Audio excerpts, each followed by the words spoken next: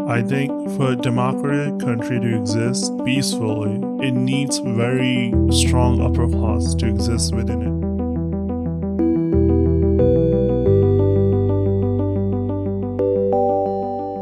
If the country is not strong institutionally and financially, then it's very easy for foreign countries to take over it. They might not have armies in the border, but financially it will be just a colony. So what happens is that if you don't have financially strong upper class in a country, is that people outside the country who have financial interests in the country try to influence matters, so the situation becomes more preferable for them. The way they do this is by buying out politicians, controlling the media, paying gangs to create chaos, to make people disfavor the current government, which is essentially blackmailing, and just general corruption wherever the money can go. Over time, this results in a framework of laws that favors the international corporations and international business owners over internal business class. At that point,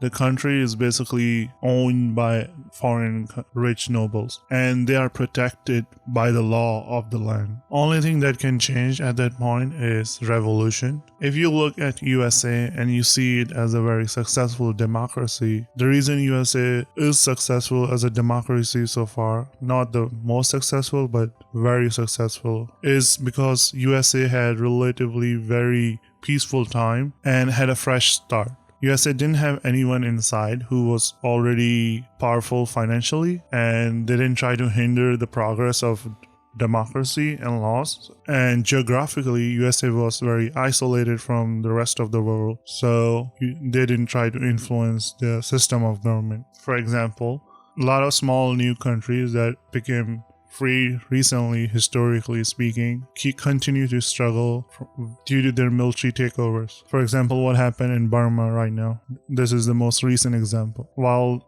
the way that works is the election happens, it's barely fair election, but it happens, and the results come out, and the candidate that people voted for presumably wins, and everything seems to be going great, but people outside the country are not so happy. They want its other candidate to win whom they had invested and bribed. So they simply go to any one of the generals and say, hey, we'll pay you and we'll make you this and this. They show him dreams of being a king, and they basically buy him out. And next thing you know, the army has taken over the government. When it comes to power, people with more guns win. But USA didn't have that problem, and USA had relatively very stable time of peace to about like 300 years to develop constitution and laws that would prevent it. But new countries who are trying to be democratic from the get-go but happen to be in a hostile neighbor, geographically speaking, are going to suck to live in, because they're always going to be unstable. The general population is going to be stuck between a struggle of upper class in the country versus upper class in foreign countries around it.